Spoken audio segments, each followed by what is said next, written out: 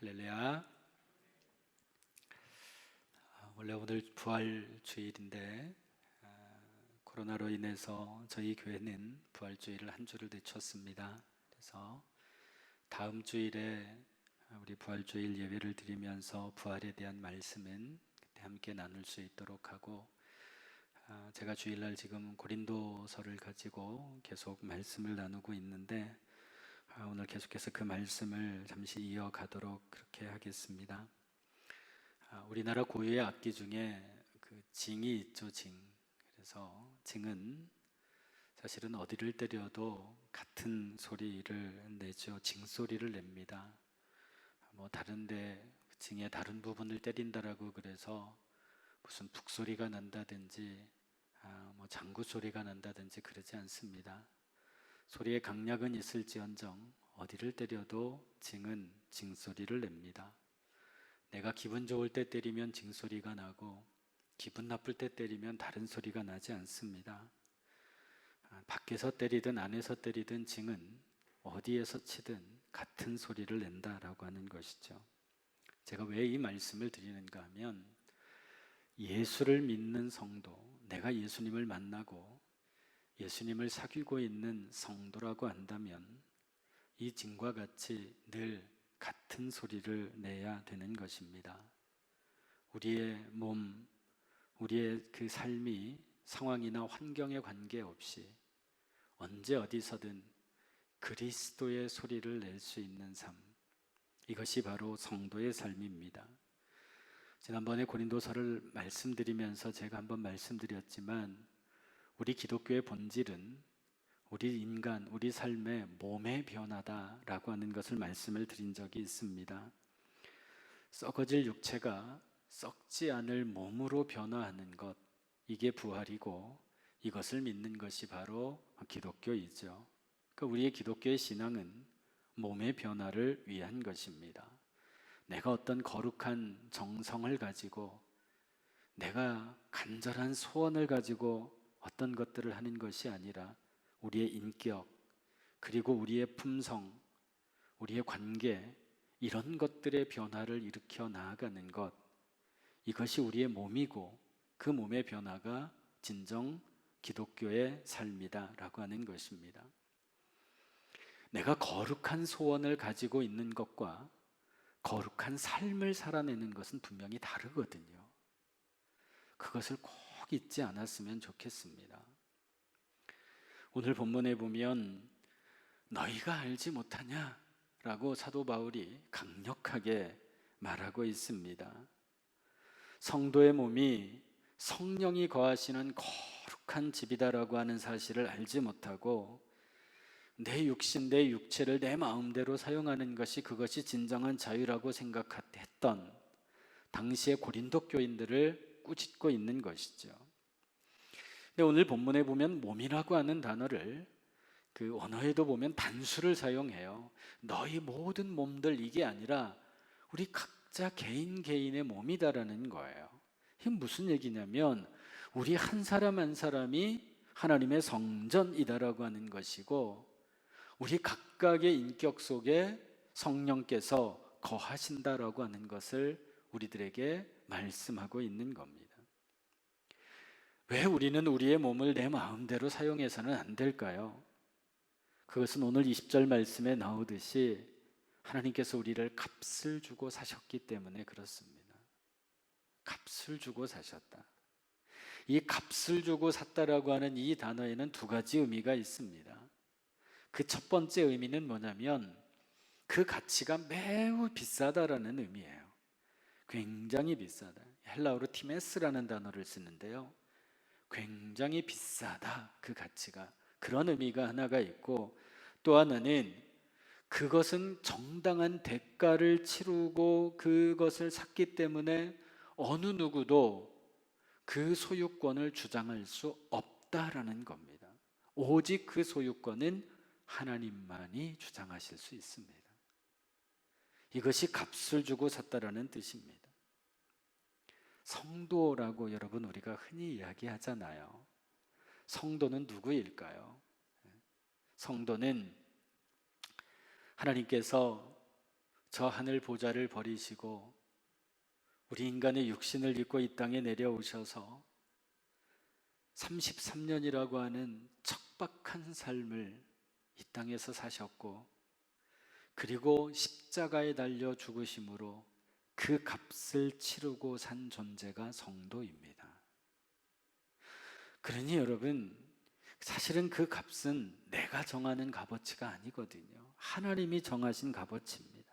하나님이 정하셨다는 것뿐만 아니라 하나님이 그 값을 치러주셨죠.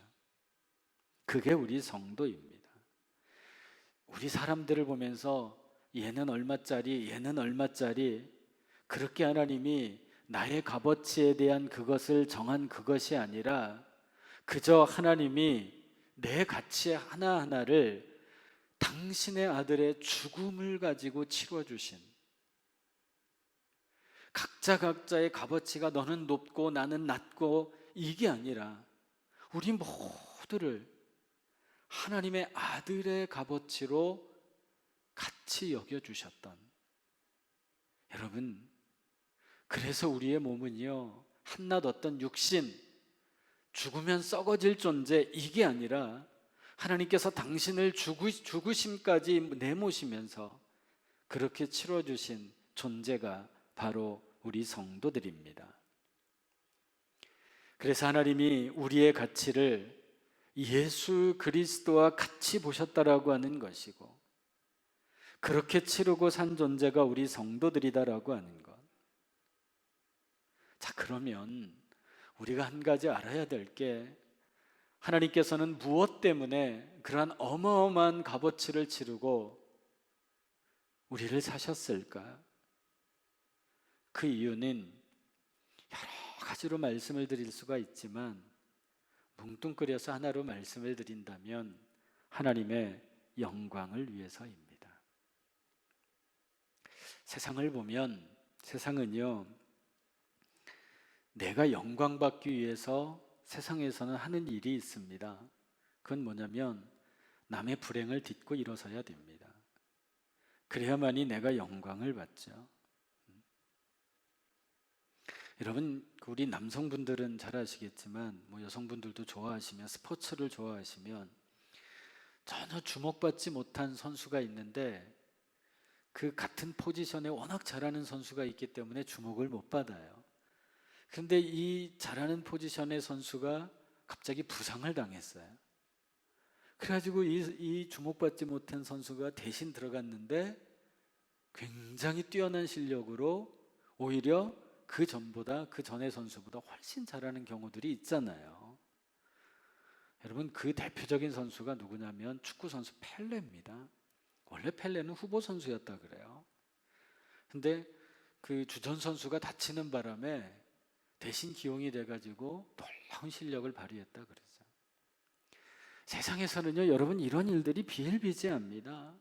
남의 불행이 나의 행복이 되는 경우들이 얼마나 많이 있습니까?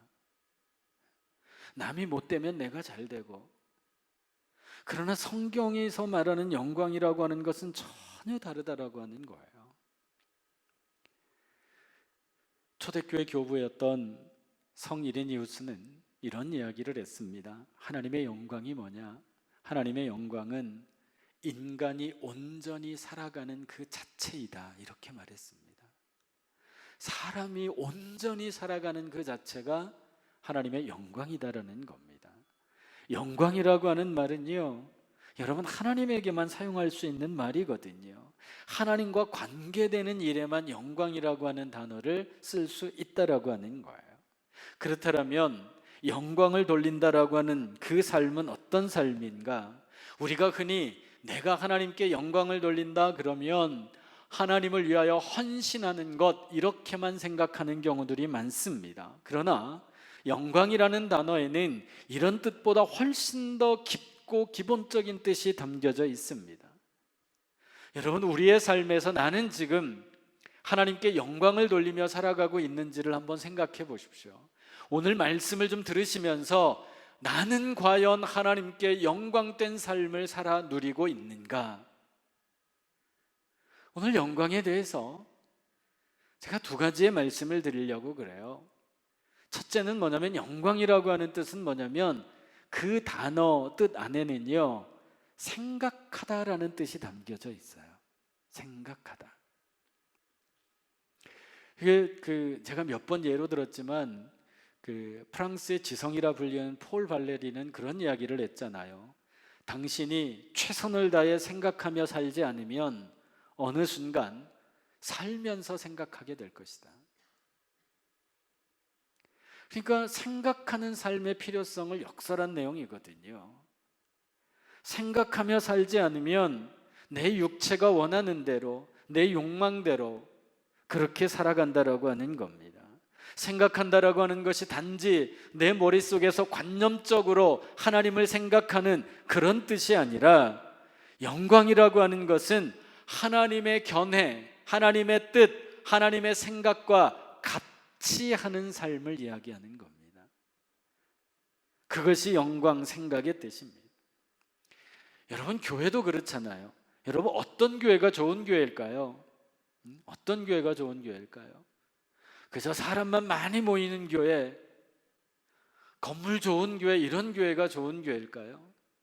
좋은 교회는요, 목사와 성도, 또 성도와 성도, 서로 간의 견해를 같이 하며 살아가는 교회, 이 교회가 정말 좋은 교회거든요. 좋은 가정도 그렇잖아요. 부모와 자녀가 그렇게 같은 뜻을 품고 살아가는 가정이 좋은 가정이지 않습니까? 우리의 삶이 하나님께 영광 돌리는 삶이 되기 위해서는 하나님과 생각을 같이 하는 것으로부터 우리의 신앙이 출발해야 됩니다. 내 생각이 하나님의 생각과 같아져야 됩니다. 하나님께 영광 돌리는 삶이라고 하는 것, 그래서 하나님이 싫어하는 것은 나도 싫어해야 되고요, 하나님이 좋아하시는 것을 나도 좋아할 수 있는 삶, 이것이 하나님께 영광 돌리는 삶입니다. 하나님을 위하여 내가 어떤 일을 할까? 하나님을 위하여 어떤 일을 하는 것, 이것보다 훨씬 더 중요한 것이 뭐냐면 하나님과 함께 사는 것입니다. 하나님과 함께 살아가는 삶. 많은 성도들이 신앙생활을 오래 하면 오래 할수록 지친다라고 그래요. 그죠? 지쳐. 막 이런 표현을 쓰죠. 왜 그런 표현을 쓰냐면, 왜 그런 생각을 갖냐면, 내가 하나님을 위해서 일한다라고 생각하기 때문에 그래요. 여러분 좀 잘 좀 들어보세요. 내가 하나님을 위해서 일한다라고 생각하니까 지치는 겁니다. 일한다라고만 생각하지, 내가 하나님을 위하여 무엇을 하며 살까라고만 생각하기 때문에 그래요. 중요한 것은 하나님과 함께 살아가는 거거든요. 하나님과 함께 살아가려 하지 아니하고 내가 하나님을 위하여 무엇을 할까? 그러니까 지치는 겁니다. 성도가 가장 기본적으로 해야 될 일은 무엇인가 하면 하나님과 생각을 일치시키는 겁니다. 생각하며 살아가되 하나님과 그 하나님의 생각과 하나님의 뜻, 그것과 내 생각을 함께하는 삶, 이것이 바로 하나님께 영광을 돌리는 삶입니다. 오늘날 교회가 회복해야 할 중요한 것 중에 하나가 뭐냐면 진리의 바탕을 둔 신앙입니다. 이 신앙을 회복해야 됩니다. 진리란 내 느낌이나 감정으로 보여지는 것이 아닙니다. 진리는 생각해야 알아지는 겁니다. 우리 성도들은 아시죠? 제가 참 싫어하는 속담이 하나 있다는 거. 뭐로 가도 서울만 가면 된다. 은혜를 받을 수만 있다면 무엇이라도 괜찮다. 여기서 말하는 은혜라고 하는 것은, 그래서 사람들은 대부분 감정적인 것을 이야기하거든요. 물론 신앙에 감정이나 느낌도 대단히 중요합니다. 그런데 더 중요한 것은 뭐냐면 우리의 모든 신앙, 은혜에는요 진리의 말씀이 바탕되어야 됩니다. 진리의 말씀이 바탕되어야 돼요. 여러분 잘 아는 C.S. 루이스가 쓴 스크루테이프의 편지에 보면 그 6번째 편지에서 악마 스크루테이프가 그의 사촌인 그 워무드에게 이런 충고를 하죠. 그리스도인을 무신론자로 만드는 최선의 방법은 그들로 하여금 하나님을 생각하지 못하게 하는 것이다. 그들로 하여금 자신들이 하나님에 대해서 어떻게 느끼는지에 그것에 대해서만 관심을 갖게 하면 된다. 그저 하나님에 대한 느낌만 알려주고 하나님에 대해서 생각하지 못하게 하는 게 무신론자로 만드는 가장 빠른 방법이라고 이 저자는 말합니다. 심리적인 기쁨, 어떤 그런 위로, 이런 것들이 어느 순간부터인가 복음의 자리를 대신하고 있습니다. 감동이 있고 뜨거움이 있는 예배를 경험하고 싶은, 그러다 보니까 교회들마다 앞다퉈서 사람들의 감정과 감동을 위해서 예배를 바꿉니다. 그 안에 뜨거움도 있죠. 가슴을 울리는 뭔가 감동도 있습니다. 그런데 정작 삶을 변화시키는 모습, 변화하려는 움직임, 이런 것들은 찾아보기 힘들다라고 하는 겁니다. 저도 늘 성경을 읽지만 성경은 우리의 감정에 그 시간을 소비하고 있지 않음을 늘 성경을 읽을 때마다 깨닫습니다. 기독교는 반드시 약속을 지켜주시는 신실하신 하나님의 그 바탕을 두고 있지 우리의 감정과는 아무런 관계가 없습니다. 그래서 우리가 하나님의 영광을 위하여 산다 할 때 중요한 것은 그 영광은 하나님과 관계 있을 때만 가능하다라는 겁니다. 누가복음 12장 22절 이하의 말씀에 보면 유명한 예수님의 말씀이 나옵니다. 또 제자들에게 이르시되 그러므로 내가 너희에게 이르노니 너희 목숨을 위하여 무엇을 먹을까 몸을 위하여 무엇을 입을까 염려하지 말라. 목숨이 음식보다 중하고 몸이 의복보다 중하니라. 까마귀를 생각하라. 심지도 아니하고 거두지도 아니하며 골방도 없고 창고도 없으되 하나님이 기르시나니 너희는 새보다 얼마나 더 귀하냐. 또 너희 중에 누가 염려함으로 그 키를 한 자라도 더할 수 있느냐. 그런즉 가장 작은 일도 하지 못하면서 어찌 다른 일들을 염려하느냐. 백합화를 생각하여 보라. 실도 만들지 않고 짜지도 아니하느니라. 그러나 내가 너희에게 말하노니 솔로몬의 모든 영광으로도 입은 것이 이 꽃 하나만큼 훌륭하지 못하였느니라. 오늘 있다가 내일 아궁이에 던져지는 들풀도 하나님이 이렇게 입히시거든. 하물며 너희일까 보냐. 믿음이 작은 자들아, 너희는 무엇을 먹을까 무엇을 마실까요 구하지 말며 근심하지도 말라. 이 모든 것은 세상 백성이 구하는 것이라. 너희 아버지께서는 이런 것이 너희에게 있어야 할 것을 아시느니라. 다만 너희는 그의 나라를 구하라. 그리하면 이런 것들을 너희에게 더하시리라. 적은 무리여 무서워 말라. 너희 아버지께서 그 나라를 너희에게 주시기를 기뻐하시느니라. 아멘.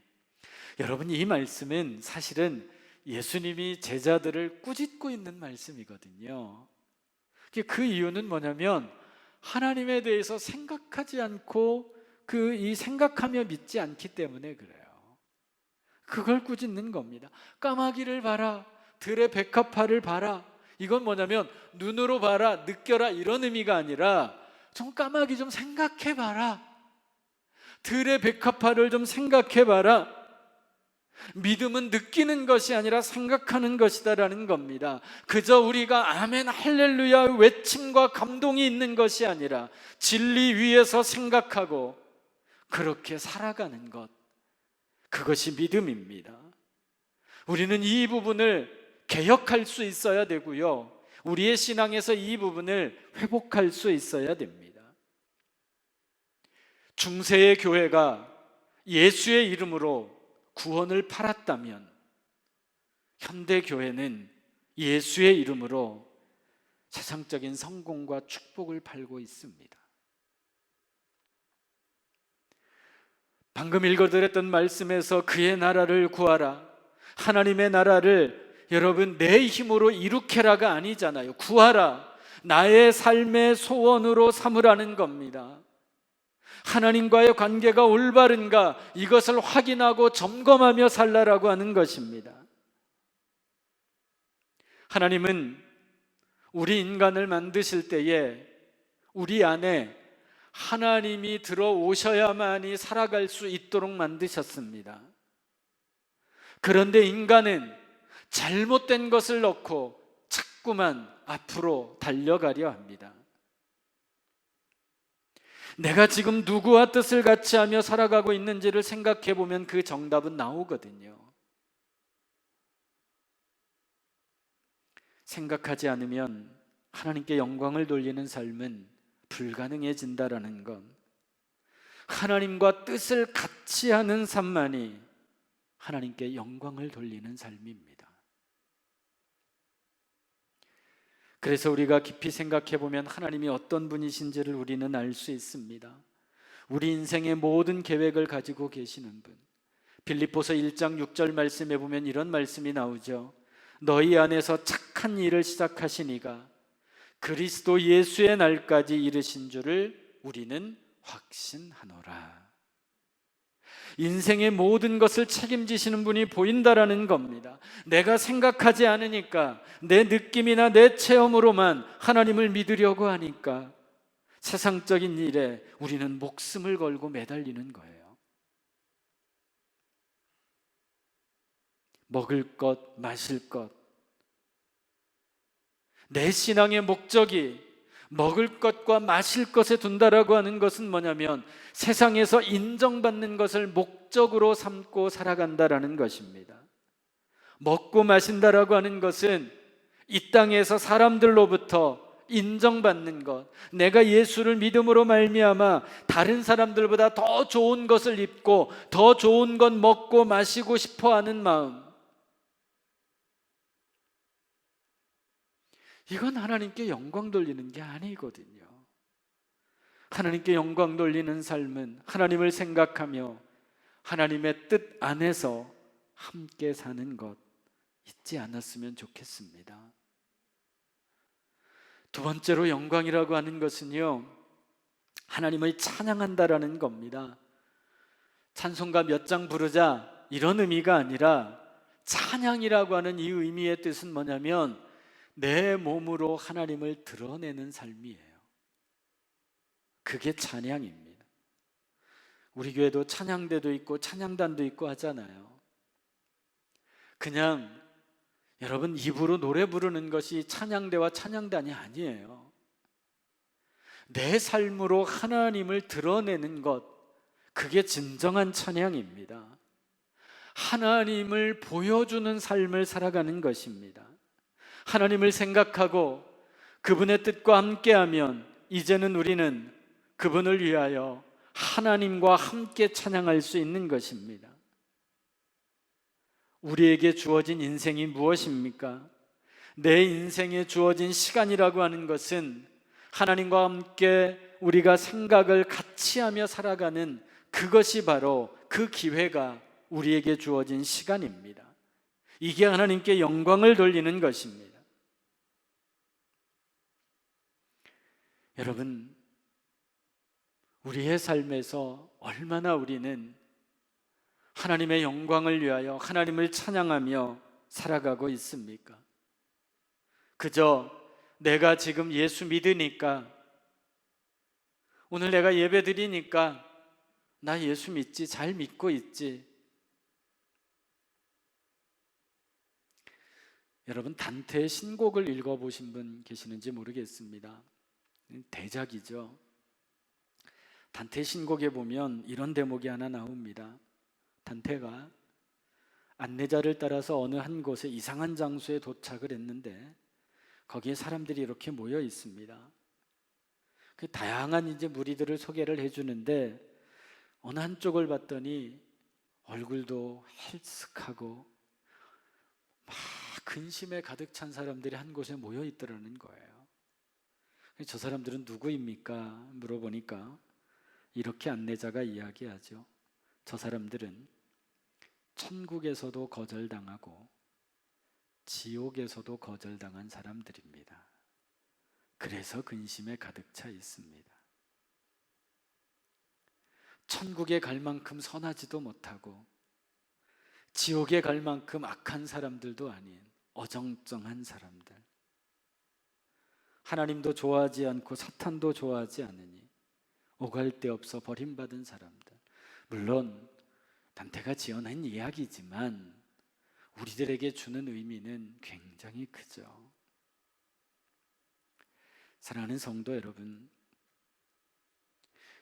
우리는 믿노라고 이야기하면서 우리가 잘못 생각하는 게 뭐냐면, 내가 삶을 살아가다 보면 내 힘으로 해결할 수 없는 경우에만 하나님의 능력과 하나님의 간섭을 요구한다라는 거예요.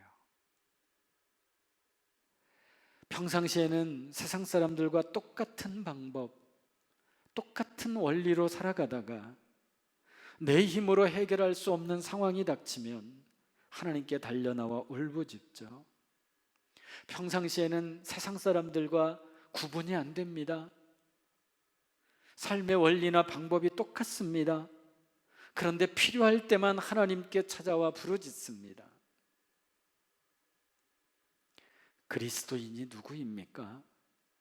그리스도인은 삶의 원리와 목표가 세상 사람들과 다른 사람들입니다. 이게 그리스도인입니다.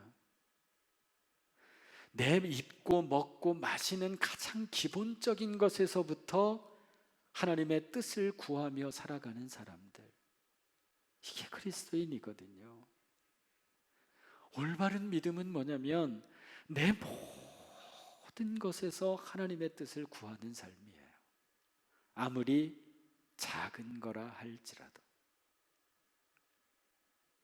또한 우리가 걸어가는 모든 길이 하나님의 길임을 알고 믿고 그 길에 필요한 모든 것을 하나님께서 공급하여 주심을 우리가 믿고 살아가는 겁니다. 필요한 부분에서만 하나님의 간섭과 도우심을 구하는 것이 아니라 내 인생의 모든 부분에서 하나님을 구하며 살아가는 삶, 그 삶이야말로 신앙의 개혁을 보여줄 수 있는 아름다운 삶입니다. 그런 말이 있죠. 하나님과 함께하는 한 사람이 다수이다. 성경은 믿음이 얼마나 크냐, 얼마나 진정성 있게 믿느냐, 그것보다 우선하는 게 있습니다. 그것도 중요하죠. 그것보다 더 중요하고 우선하는 게 뭐냐면, 지금 당신이 하나님과 함께 있습니까? 이것을 먼저 우리에게 묻고 있는 겁니다. 우리의 인생을 내 육신을 따라 살아가지 아니하고 말씀을 가지고 생각하며 살아가야 됩니다.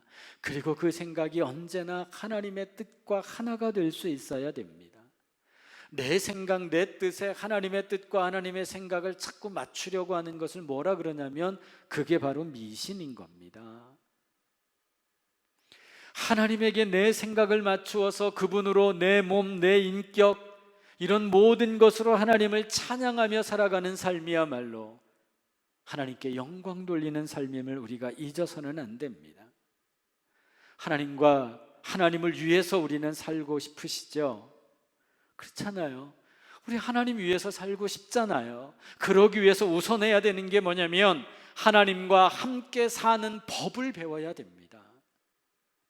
먼저 하나님과 함께 사는 법, 하나님께 영광 돌리는 것이 바로 이것입니다. 우리가 누구입니까? 하나님께서 당신의 아들을 이 땅에 보내주셔서 우리를 산 그 값어치만큼의 존재가 우리들이잖아요. 얼마나 귀하고 아름답습니까? 하늘을 주고 산 값이 우리들이다라는 거예요. 하늘의 값이 우리 성도들이에요. 그만큼 우리는 귀한 존재들입니다.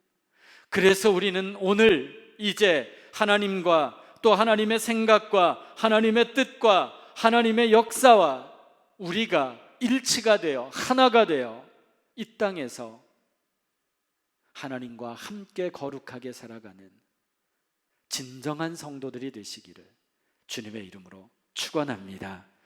기도하겠습니다. 거룩하신 아버지 하나님, 오늘 우리는 하나님과 함께 살아가고 있는지를 우리의 삶을 돌아보게 하옵소서. 내가 필요할 때만, 내가 다급할 때만 하나님을 찾는 존재는 아닌지, 내가 생각하고 내가 원하는 것에 하나님의 뜻을 끼워 맞추며 살아가고 있지는 않은지 우리의 삶을 돌아보며 진정으로 이제는 주님께 영광 돌리는 거룩한 삶이 되게 하옵소서. 이 시간 이 순간도 하나님과 함께 하기를 소망합니다. 예수님의 이름으로 기도하옵나이다. 아멘.